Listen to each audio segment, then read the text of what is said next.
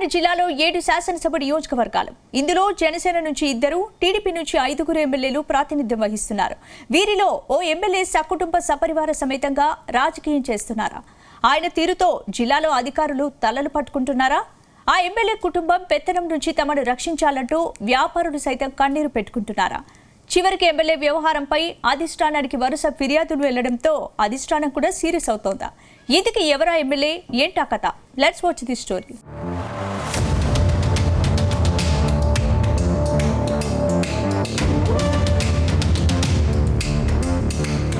కాకినాడ జిల్లాలో Kakinada city, rural, Pithapuram, Tuni, Peddapuram, Jangampeta, Pattipadu నియోజకవర్గాలు ఉన్నాయి. పిఠాపురం నుంచి గెలిచిన పవన్ కళ్యాణ్ ఉప ముఖ్యమంత్రిగా ఉన్నారు. అటు కాకినాడ రూరల్ నుంచి జనసేన ఎమ్మెల్యే పంతం నానాజీ ఉన్నారు. కాకినాడ సిటీ నుంచి వనమాడి కొండబాబు, తుని నుంచి యనమల దివ్య, పెద్దాపురం నుంచి నిమ్మకాయల చిన్నరాజప్ప, జంగంపేట నుంచి జ్యోతుల నెహ్రూ, ప్రతిపాడు నుంచి వరకుల సత్యప్రభ ఎమ్మెల్యేలుగా ఉన్నారు. ఈ 7 ఎమ్మెల్యేల్లో ఓ ఎమ్మెల్యే కుటుంబ పెత్తనం జిల్లాల్లోనే హాట్ టాపిక్ గా మారిందని ప్రచారం సాగుతోంది. సదరు ఎమ్మెల్యే నియోజకవర్గంలో రాజకీయం చేస్తూనే ప్రతి నెల కొన్ని రోజులు వ్యక్తిగత పనులపైన క్యాంపులకు వెళ్తుండడం హాట్ టాపిక్ గా మారింది. ఆ ఎమ్మెల్యే క్యాంపులకు ఎందుకు వెళ్తారో చెప్పారని వైసీపీ నేతలు బహిరంగంగా ఆరోపిస్తున్నారు. క్యాంపులు అంటే అధికార కార్యక్రమాలు కాదు, అటు పార్టీ కోసమని కాదు, కేవలం వ్యక్తిగతమని అంటున్నారు. ఆ ఎమ్మెల్యే గారి నోటి దురుసు రాష్ట్రమంతటా తెలిసిపోయిందని, నోరు విప్పితే బండ బూతులేనని, ఎవరినైనా విమర్శించాలంటే ఆ ఎమ్మెల్యే బూతులు తిట్టాల్సిందేనని పెద్ద ఎత్తున ప్రచారం జరుగుతోంది.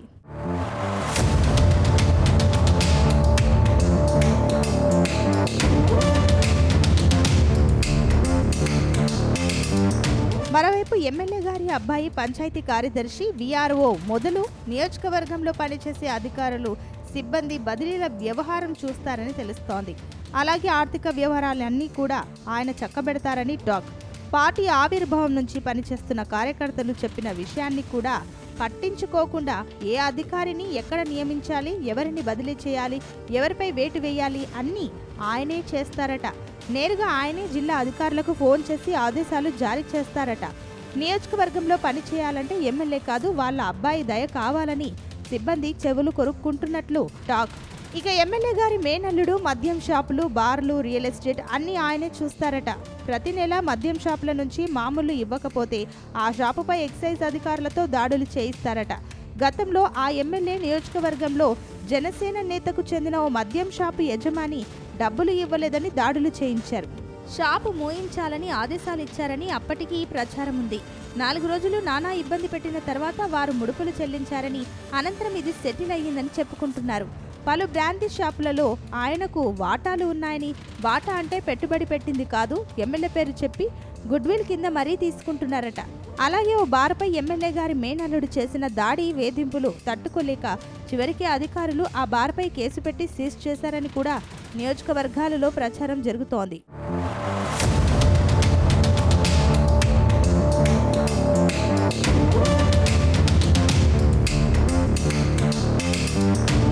అంతేకాదు, నియోజకవర్గంలో ఎవరైనా లేఅవుట్ వేస్తే చాలు, అది లేఅవుటా నాన్ లేఅవుటా అన్నది అనవసరమట.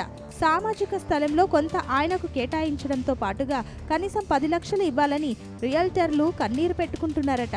ఉమ్మడి తూర్పుగోదావరి జిల్లాలో 19 నియోజకవర్గాలలో ఎక్కడా లేని విధంగా పంట కాలువలు, డ్రైన్లు మూసివేసి పుట్టగొడుగుల్లా నాన్ లేఅవుట్లు వెలిశాయని ప్రచారం సాగుతోంది. అటు ఎమ్మెల్యే గారి మేనల్లుడు వాటాలేనని రియల్ ఎస్టేట్ వ్యాపారులు అంగీకరిస్తున్నారు.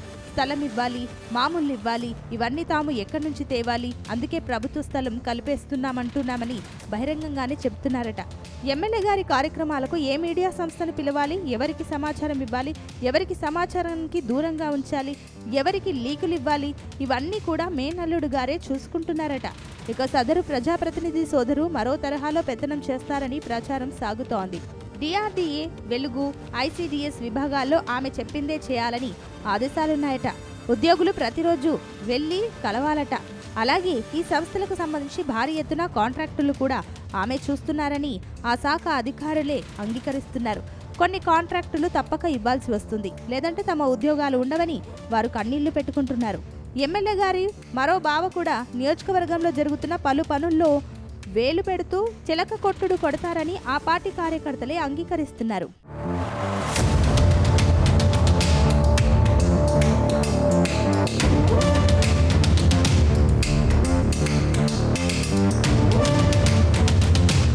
ప్రస్తుతం నియోజకవర్గంలో ఈ ఫ్యామిలీ మొత్తం ఉప్మా తిని బతికేస్తోందని సెటర్లు పేలుతున్నాయి. అయితే ఈ వ్యవహారం కాస్త అధినేత వరకు కూడా వెళ్ళినట్టు తెలుస్తోంది. గతంలో సదరు ఎమ్మెల్యేను పలు దఫాలు అధినేత పిలిచి మందలించారు.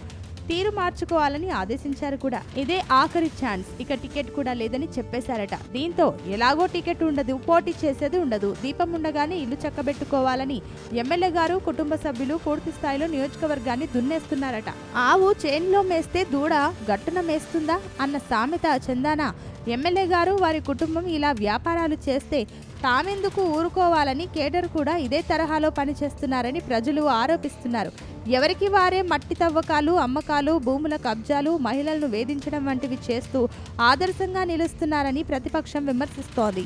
ఆ ఎమ్మెల్యే గారి పుణ్యమాని 2 ఏళ్లకే ఆ పార్టీపై ప్రజలకు మొహం మెత్తేసింది. ఇక తమకు మంచి రోజులేనని ఆ నియోజకవర్గ వైసీపీ నేతలు సంబరాలు చేసుకుంటున్నారట. ఎమ్మెల్యే గారి కుటుంబ సభ్యులపైన ఇప్పటికే విజిలెన్స్ అధికారులు నివేదికలు ఇస్తూనే ఉన్నారట. ఇప్పటికైనా అధినేత పిలిచి మందలిస్తారా? టికెట్ లేదని చెప్పేశారు కాబట్టి సైలెంట్గా ఉంటారా? ఈ వ్యాపారం ఇలాగే కొనసాగుతుందా? ఇది ఒక్క ఆ నియోజకవర్గంలోనే కాదు, ఉమ్మడి తూర్పుగోదావరి జిల్లాలో ఆ ఎమ్మెల్యేపై జరుగుతున్న చర్చ.